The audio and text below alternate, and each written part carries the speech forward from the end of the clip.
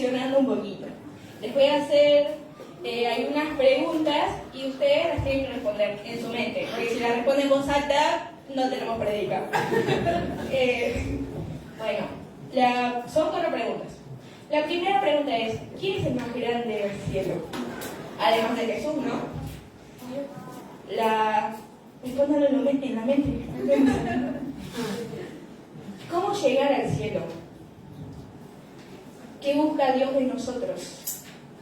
Y la cuarta pregunta es, ¿qué buscamos las personas? Que a veces contradice con lo que busca Dios de nosotros. Y todas estas preguntas, gracias a Dios, tienen una respuesta. ¿Que dónde la encontramos? En la Biblia. En la Biblia, muy bien. Y en observaciones que nosotros vamos haciendo en el recorrido de nuestras vidas.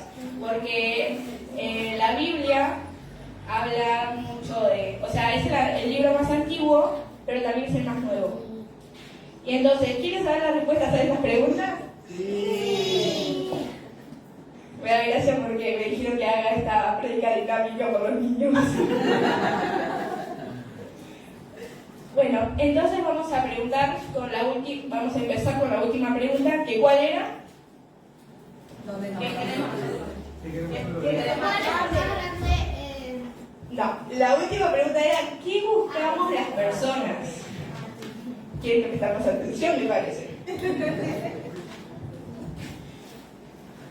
Y ahora quiero que levanten la mano, yo voy a decir opciones y ustedes me tienen que levantar la mano en qué pensaron sobre lo que buscan los hombres. A ver, los hombres buscan poder. ¿Nadie pensó en eso? Mira lo más obvio. Bueno, los hombres buscan ser autoridad. Muy bien, ya ahí veo más manos levantadas. Los hombres buscan riqueza. ¿Quién pensó en eso? Y algo que me llamó mucho la atención, porque todos queremos eso, de que las personas buscamos siempre tener razón. ¿Quién no pensó en eso? Bueno, los hombres desde siempre buscan poder, ser autoridad, demostrar lo que valen en este mundo. Y esas características se las encuentran en todas las personas. Pero cuando yo estaba analizando, se me venía a la mente los políticos, que ellos tienen poder, tienen riqueza, tienen un montón de cosas y quieren más, siempre quieren más. Y escuché últimamente a muchos hablando de Dios. Y no solamente ahora, sino que también en la época de Jesús estaban los fariseos queriendo cumplir la ley de Jesús, de Moisés, querían que cumpla la ley de Moisés, y también los veían como los más religiosos, pero no podían reconocer al Mesías ni siquiera estando enfrente de sus narices. Así que siempre se lo ha relacionado a la gente con poder, se lo ha relacionado a Dios con la gente de poder. Y llegamos a pensar que Dios solamente está con ellos y que solamente es accesible a ellos. Y hasta los discípulos pensaban lo mismo. Pensaban que Dios solamente les importaban los famosos. Los discípulos pensaban que los demás eran un desperdicio de tiempo. Pero Jesús mostró su verdadero carácter. Y lo muestra en Marcos 10:13. Marcos 10, del 13 al 16. A ver si lo tienen y también se lo pasan. Amén. Amén. Empezaron a llevarle niños a Jesús para que los tocara, pero los discípulos reprendían a quienes los llevaban. Cuando Jesús se dio cuenta, se indignó y dijo: dejen que los niños vengan a mí, no se lo impidan, porque el reino de Dios es de quienes son como ellos. Les aseguro que el que no reciba el reino de Dios como un niño, de ninguna manera entrará en él. Y después de abrazarlos, los bendijo. En este pasaje, en el versículo 14, dice literalmente: el reino de los cielos es de los niños. O sea que el reino de Dios es de los niños. Y no sé si me están entendiendo.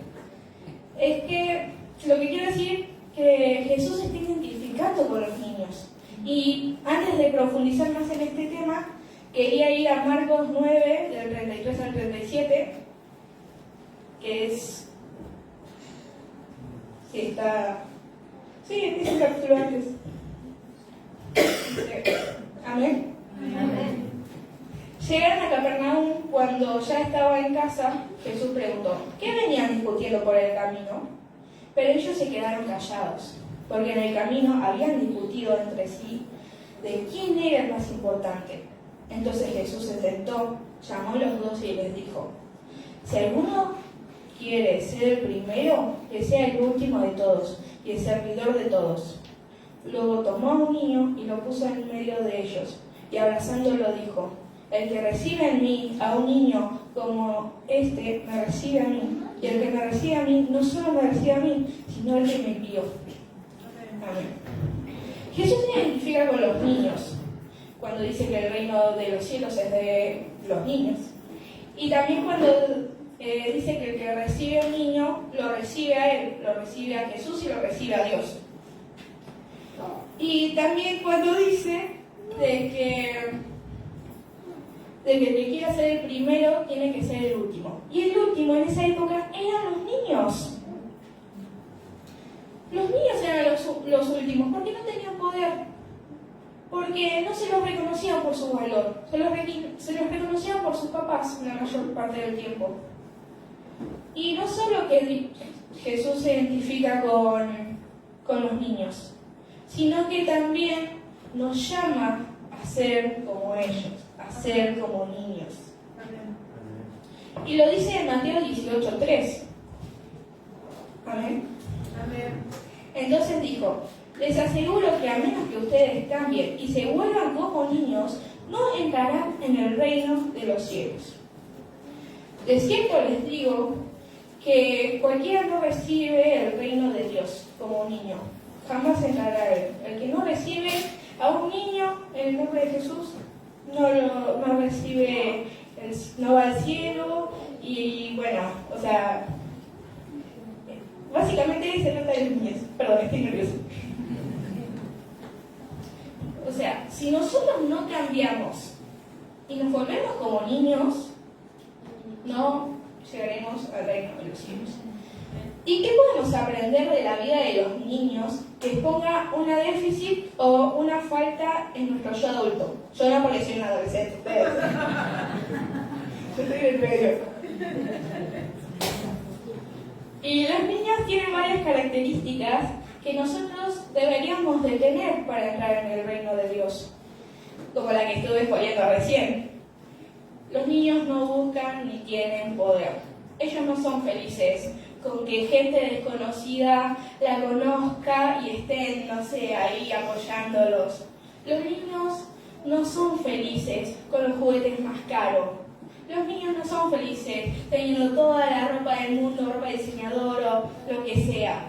Los niños son felices teniendo a un padre, a una madre, una familia y amigos que lo quieran.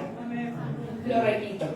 Los niños no son felices teniendo los juguetes más caros, la ropa más cara, ni con gente desconocida. Los niños son felices teniendo a un padre, a una madre, a familia y amigos que lo quieran.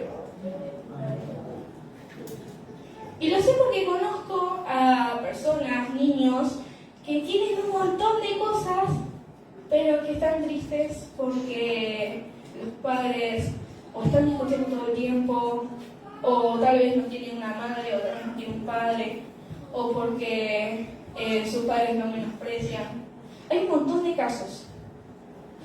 Y también conozco el caso contrario, que es que los niños no tienen nada material, apenas tienen ropa, a veces tampoco tienen juguetes, o les falta un montón de cosas, pero tienen a un padre que los quiere y son felices. El otro día estaba caminando en la calle y antes de cruzar vi dos escenas que me llamaron mucho la atención. En la primera escena había un camión. Esos camiones que vos decís, wow, yo lo quiero. Era súper lindo, súper caro. Es como que vos lo ves y dices, ay, esto no alcanza mi presupuesto. Con lo que me compré el auto me podría comprar una casa. Y bueno, estaba el auto más caro, más hermoso. Y adentro estaba una pareja que estaban discutiendo. Y se notaba que estaban discutiendo. El hombre estaba con todo el ceño fruncido, se veía enojado. Y la mujer estaba enojada también, estaba hablando y hablando y hablando. Y el hombre, o sea, parecía como que ya no la soportaba más. Y atrás de donde estaban esa pareja, había 2 niños. Estaban re bonitos, tenían la ropa más linda, estaban bien peinaditos, limpitos, pero estaban muy quietecitos. Estaban quietitos, estaban mirando a los padres discutir y estaban tristes. Y la otra escena, porque les dije que había visto 2 escenas, la otra escena vi que, ¿vieron esos señores que están en el semáforo y hacen malabares? Bueno, vi uno de esos señores que estaba todo sucio, tenía la ropa toda agujereada, el peinado lo ves y decís, decime dónde te vas a hacer el peinado si no voy. Y estaba todo sucio. Estaba haciendo malabares, estaba ganando la vida. En la vereda donde él había salido estaba un auto, todo oxidado. No se sabía si era verde o marrón el auto. Y al lado de la vereda, al lado del auto estaba en la vereda sentada una niña que estaba toda sucia. Tenía la ropa que no parecía de color rosa, los moños de pelo todo desarreglado. Estaba sentada en la vereda, sus amigas eran las moscas, pero se la veía feliz. Estaba viendo al papá con cara de orgullo, se podría decir, sus ojos brillaban. Y entonces cuando se puso verde el semáforo, se fueron los del camión y el señor que estaba haciendo malabares fue a correr donde estaba su hija y la hija lo abrazó, lo esperó con un abrazo y con una sonrisa de oreja a oreja y no se lo podía creer. O sea, yo no me lo podía creer de que le faltaban tantas cosas, pero era feliz con su papá que estaba ahí. Y por eso repito, los niños no son felices con lo más caro, teniendo ropa, teniendo juguetes. Los niños son felices teniendo a un papá, a una mamá que los quiere. Después puse en la calle y me fui porque estaba llegando tarde al cole. Entonces, bueno, la primera característica es que la primera característica que tendríamos que tener nosotros es que los niños viven en amor, viven en constante amor. Y eso también define a un niño como humilde. Y eso también lo dice en Mateo 18:4.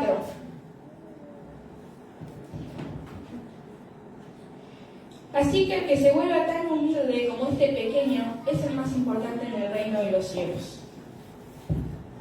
Permiso.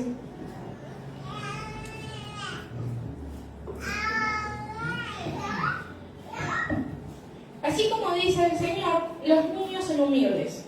Pero esa palabra se la ha relacionado mucho con la pobreza últimamente, cuando en realidad es todo lo contrario.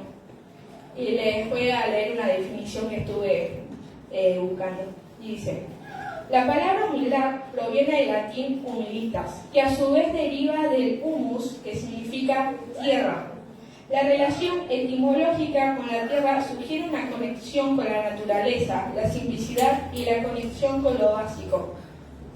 En un sentido más amplio, la humildad implica reconocer los defectos y el hecho de aceptar que uno no es perfecto y que tiene áreas de mejora y como valorar virtudes y logros de los demás.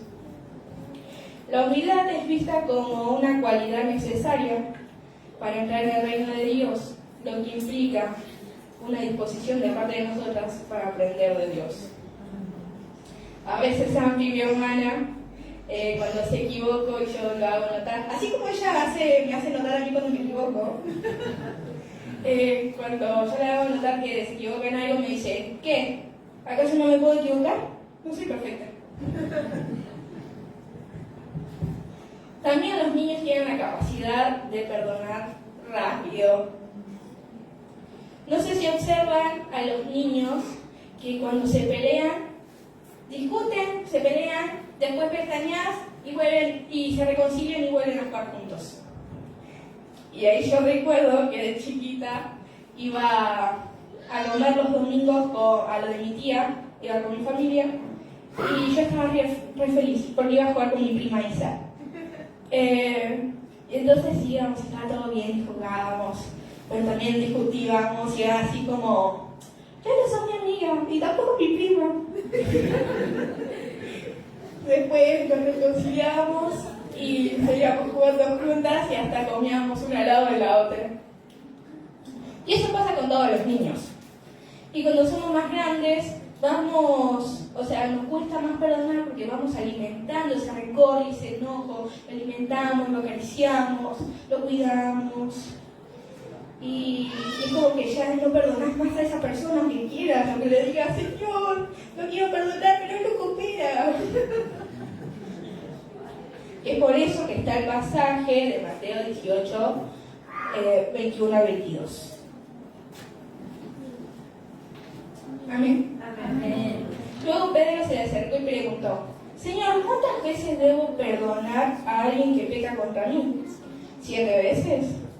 No 7 veces, contestó el Señor, contestó Jesús, sino 70 veces 7.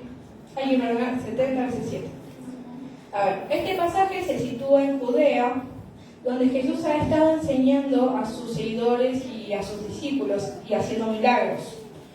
Y en este momento Jesús se encontraba con los discípulos y con otros seguidores que lo acompañaban, ya que estaban en periodo de formación y preparación de sus discípulos para su misión futura.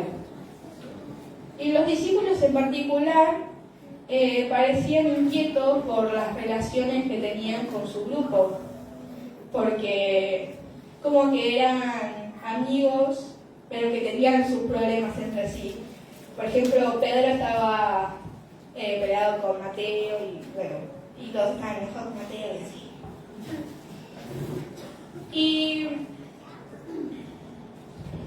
Y entonces estaban muy inquietos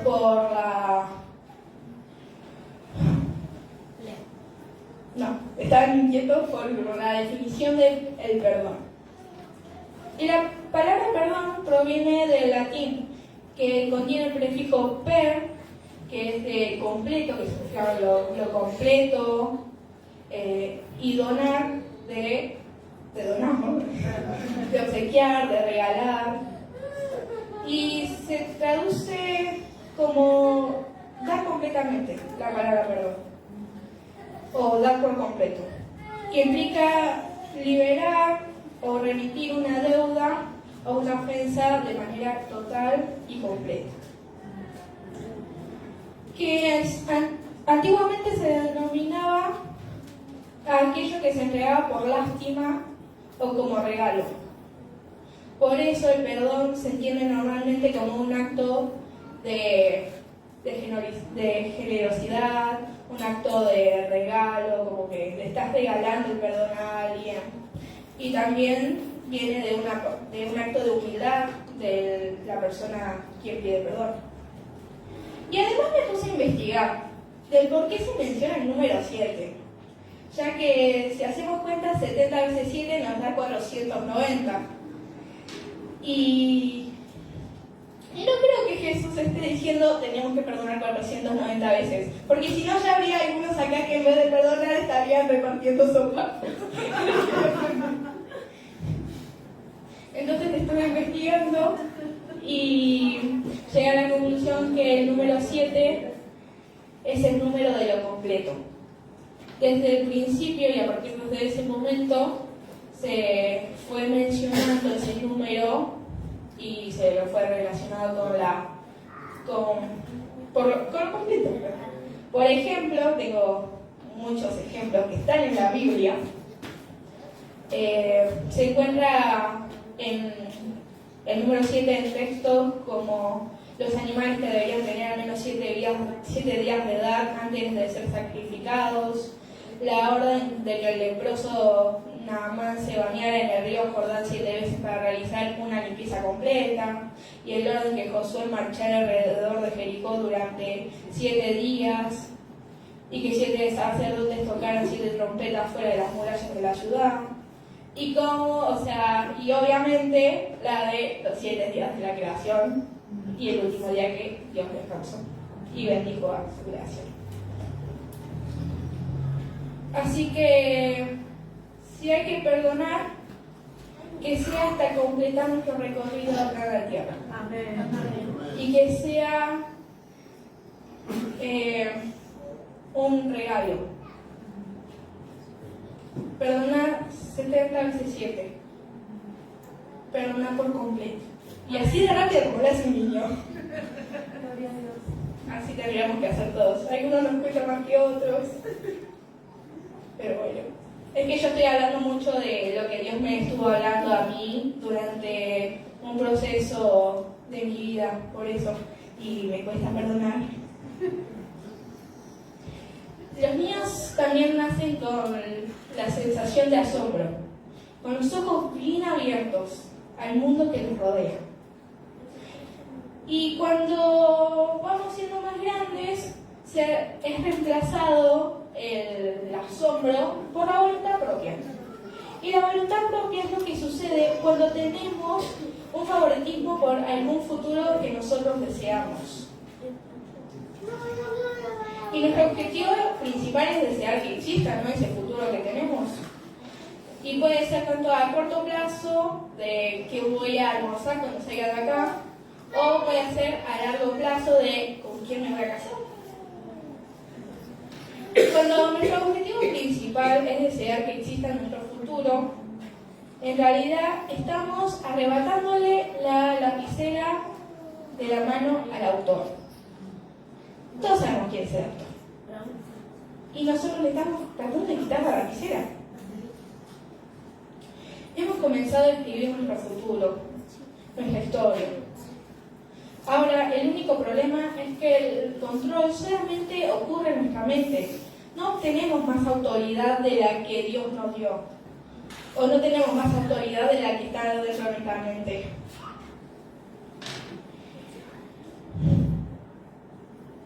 Simplemente intercambiamos ver el mundo con ojos de asombro a ver el mundo con ojos de voluntad propia, de querer que pase esto y esto va a pasar.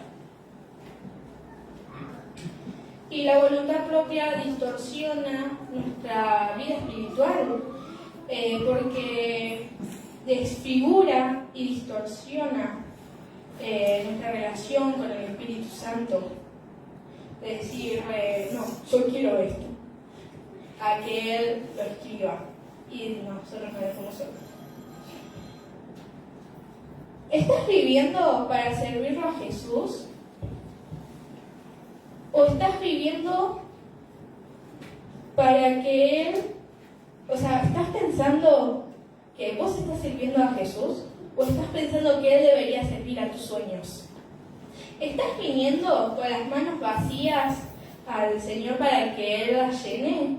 ¿O estás yendo a Él con las manos llenas para que las bendiga? Hay que reflexionar mucho eso.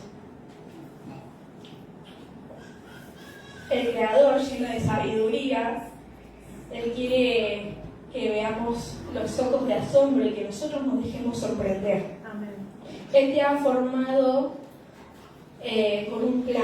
con un plan que Él tiene para vos, para tu vida, y te ha formado para un propósito. Y es ridículo tratar de reducirlo a un impulso que nosotros tenemos. Un impulso que tenemos para nuestros planes personales. Pero es una situación muy común. Cuando la voluntad propia es lo que impulsa nuestras vidas, generalmente pensamos que tenemos el control. Pero entonces cuando la vida comienza a caerse de nuestras manos, empieza el miedo de, ¿y si llego tarde? ¿Y si no encuentro un cónyuge?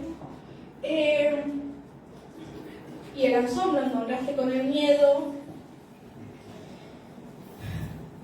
Es lo que sucede cuando nosotros le devolvemos la lapicera al autor y le decimos, bueno, te dejo que vos escribas mi futuro, que me dejo sorprender por vos. Y lo dejamos entrar a nuestra propia finitud y a la pequeñez, y a nuestra propia pequeñez. Y cuando se lo damos, o sea, y cuando él entra, llegamos a ver la visión más amplia de la historia. Nosotros tenemos que dejar que el autor nos sorprenda. Y la sorpresa tiene mucho que ver con el vivir el momento, el vivir en el presente. Y los niños tienen una habilidad de vivir en el ahora, porque lo que está sucediendo ahora les absorbe todo. O sea, tienen curiosidad de lo que va a pasar ahora. Y entonces ellos como que prestan mucha atención también a lo que les interesa, que es lo que va a pasar ahora.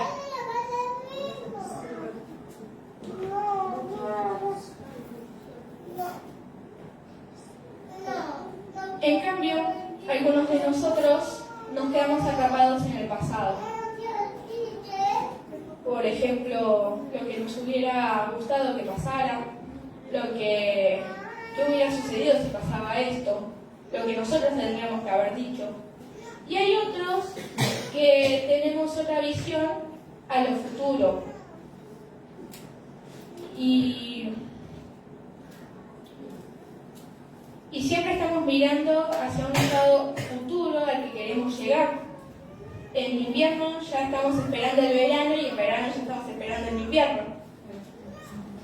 El problema de estar atrapado mucho en el presente, en el pasado o en el futuro, es que nos perdemos de lo que está pasando ahora. Nos perdemos de vivir completamente ahora y es por eso que después, cuando estás en el futuro, te preguntas ¿qué debería haber hecho? ¿O por qué no hice esto o lo otro? Y cuando Jesús habla del reino de los cielos, Él no está simplemente hablando de un cielo por venir, sino que Él nos está invitando a experimentar la vida de Dios en la tierra ahora mismo. El reino de Dios es una realidad, un lugar de paz, medio de este mundo ansioso, y está disponible ahora mismo, en el presente, para todos. Es por eso que Jesús dice, no van a decir mírenlo allá, mírenlo acá.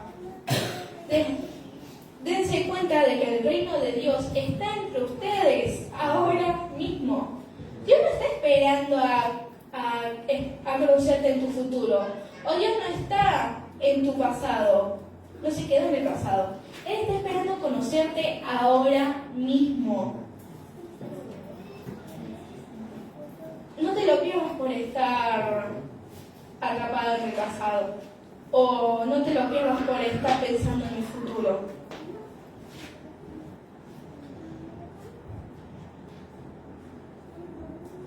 Él quiere hablarte ahora. Y si te sientes definido por alguno de esos momentos, si te sientes definido por tu pasado o por lo que va a ser tu futuro, te tengo noticias. No te preocupes, porque el reino del cielo está acá ahora mismo con ustedes y les quiere hablar. No te pierdas de lo que Dios te está hablando y enseñando ahora mismo. Y así como dice Jesús, por lo tanto, no se angustien por el mañana, que tendrá sus propios afanes, porque cada día ya tiene sus problemas. Tal vez piensan que fue fácil para Jesús, un hombre que viajaba en un pueblo agrario y nosotros vivimos en la prisa de las relaciones modernas. Bueno, Jesús tenía un plato bastante lleno. Era una misión para salvar toda la raza humana en una ventana de 3 años. ¿Tú crees que estás ocupado? Jesús tenía todo eso, o sea, tenía una misión futura y cargaba con eso en sus hombros. Y aún así estaba disponible para quienes lo conocían, para quienes lo necesitaban. ¿Y qué podrías creer? ¿Qué podría estar Dios queriéndote decir ahora? Que te lo estás perdiendo por estar atrapado en el pasado o estar atrapado en el futuro. Vivir en el presente y dejarte sorprender por Dios es algo que solamente fluye si sos muy creyente. O sea, teniendo fe y confianza en Él. Y los niños tienen confianza y fe de sobra. Si vos le decís a un niño, vamos a la luna mañana, te va a creer. Y va a estar todo el día contándole a todos los que se encuentren, mi papá me va a llevar mañana a la luna. Así que si le prometes algo al niño, cuando le prometas algo a un niño, cúmplalo. Porque te va a creer. Y él confía plenamente en los adultos. Y si lo decepcionas, bueno, va a dejar de creer. Es lo que nos pasa a los más grandes, que nos decepcionan tanto en el recorrido de nuestras vidas que llegamos al punto de terminar de no confiar. Y es por eso que también un niño tiene más confianza en un adulto. Y también porque no piensan en, ay, ¿cómo lo va a hacer? Ay, no creo que pueda. O sea, no tenemos plata, no tenemos esto. Los niños no piensan en eso. Si vos le decís a un niño, vamos a la luna mañana, te va a creer y va a depender de vos para que lo lleves a la luna. Así que cuando ustedes le prometen a un niño, cúmplalo. Ya que ellos tienen fe. Y la fe es la certeza de lo que no se ve. No, para comer. Ya que la fe es la certeza de lo que se espera y la convicción de lo que no se ve.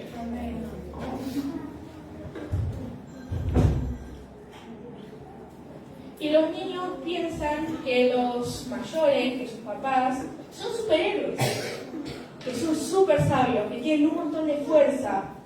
Y es por eso que dependen de ellos, de ustedes, que los niños dependen de ustedes. Y creen que con ustedes pueden ser lo que ellos quieran, pueden hablar de lo que ellos quieran, pueden hacer lo que ellos quieran. Y eso se llama confianza y dependencia.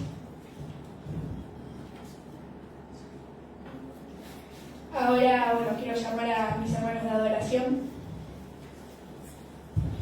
Y esto es lo que Dios quiere para vos. Él quiere que cambies y seas como un niño. Porque Él quiere que lo veas como padre. Lo repito, Él quiere que cambies y seas como un niño. Porque Él quiere que lo veas como padre. Él quiere que dependas de Él. Y que quieras aprender cada día más de Él. Él quiere que vos puedas perdonar y dejar tu pasado atrás. Él quiere que te dejes sorprender por sus maravillas y que no te preocupes por el futuro. Él quiere que lo escuches y lo obedezcas y así te va a ir bien. Él quiere que te acerques a Él con confianza y que le cuentes todo sobre vos, lo que te asusta, tus sueños, lo que te angustia, tus miedos. Él quiere que le cuentes lo que te hace feliz. Así como se lo cuenta un niño a su padre. Él quiere que le cuentes las cosas con la misma ilusión que le cuenta un niño a su padre sus cosas. Lo complicado de la enseñanza de Jesús es que cuanto más vivimos en el mundo, más desafiante es ser como niños. Tenemos heridas reales de nuestro pasado, que nos llevan a la autocompasión. Tenemos sueños que queremos que se cumplan. Es más, nosotros ya hemos logrado cosas y nos gusta tanto esa sensación que queremos seguir logrando más y logrando más. Y eso es la voluntad propia. Y entonces, si seguimos así, vamos a seguir caminando en el camino del mundo. Vamos a hacer lo que nos dice el mundo. Y la palabra cambiar es una palabra que no se usa mucho fuera de la iglesia, pero es la misma palabra que se traduce como arrepentirse. Pero simplemente, porque simplemente significa confesar y dejar algo atrás, luego darte la vuelta y tomar el camino correcto, que todos sabemos cuál es. ¿Quieres que la gracia de Dios dé forma a los momentos decisivos de tu vida? ¿O quieres que las normas del mundo den forma a los momentos decisivos de tu vida? Yo quiero la primera, para mí y para todos ustedes. El ser como niños es una invitación para desaprender todo lo que nos ha enseñado el mundo, para que todos esos instintos que nosotros tenemos de confianza y esos instintos que tenemos de un montón de cosas las desaprendamos, y para que volvamos a nacer y para aprender sobre lo que Dios quiere para nosotros. Dejar el mundo atrás y nosotros aprender de Dios, que Él nos enseñe directamente. Ahora agacha tu cabeza y cierra los ojos y acércate a Dios como un niño. Dile que confíes en Él, y cuéntale todo sobre vos. Dile que quieres ser su Hijo eterno y ve de la mano con Él. Míralo, escúchale y obedécele. No te dejes fluir por el mundo que tiene su propia imagen distorsionada de Dios. Mejor muéstrale al mundo quién es tu Padre. Déjate fluir por Dios, que Él te cuida. Y déjate sorprender por lo que Él tiene para vos, porque Él tiene planes maravillosos para tu vida. Y lo dice Jeremías 29. Tiene la misma fe que tiene un niño por su padre y cree que con Él todo es posible. Y acércate a Dios diciéndole: Padre, yo te necesito.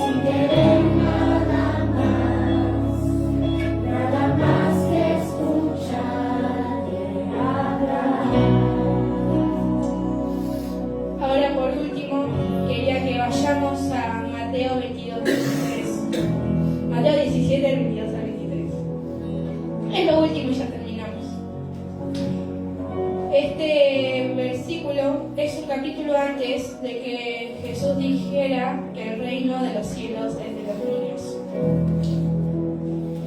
Es después de la transfiguración, que es un evento donde Jesús revela su gloria divina a 3 de sus discípulos. Jesús, después de eso, predice su muerte por segunda vez y su resurrección. Y dice Mateo 17, 22 al 23. Luego, cuando volvieron a reunirse en Galilea, Jesús les dijo: el Hijo del Hombre será traicionado y entregado en manos de sus enemigos. Lo matarán, pero el tercer día se levantará de los muertos. Y los discípulos se llenaron de profundo dolor. Lo voy a volver a leer mejor. Luego, cuando volvieron a reunirse en Galilea, Jesús les dijo: el Hijo del Hombre será traicionado y entregado en manos de sus enemigos. Lo matarán, pero el tercer día se levantará de los muertos. Y los discípulos se llenaron de profundo dolor. Los discípulos, a pesar de saber que Jesús iba a volver a vivir, se llenaron de angustia, se pusieron tristes. Y eso refleja que ahí los discípulos no eran como niños, eran unos hombres sin fe. Y estoy segura de esto porque yo estoy segura también de que si ahí hubiera estado un niño, hubiera saltado de alegría por su fe, porque sabía que solamente iban a ser 3 días de dolor y que después Jesús iba a volver a su gloria. Ahora yo te invito a que vivas confiando en tu Padre, ya que venció el mal. Y quiero que le des un aplauso al Señor y que le hables como un niño.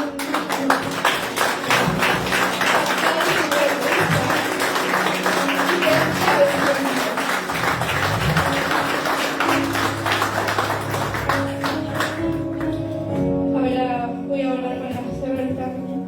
Señor, gracias por este día, gracias por esta reunión. Gracias porque nos enseñas tanto de tu palabra, Señor. Gracias, Señor, porque nos invitas a volver a nacer. Nos invitas a que nos arrepintamos, Señor, para poder acercarnos a ti, Señor. Gracias por darnos las instrucciones, Señor, para poder llegar al cielo. Eres tan bueno, Señor. Ahora te pido por mis hermanos. Te pido que ellos vuelvan a nacer, que se den cuenta que tú eres su Padre, que la imagen que ellos tenían de un Padre, que la cambien por la imagen tuya, Señor, como la imagen tuya de un Padre. Señor, cuídalos. Señor, estate con ellos. Señor, muéstrales que tienen que depender de vos.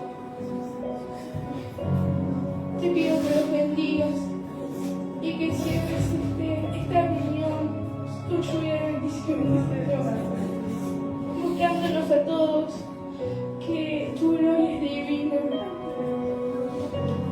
Te pido que los bendigas a su regreso a casa y que bendigas este día del niño, Señor, con todos estos niños, con los hombres, con los adultos que se creen niños, Señor. Y eso está bien, Señor. Te pido que bendigas esta reunión, que tú hayas estado acá, Señor. En el nombre de Jesús. Para siempre.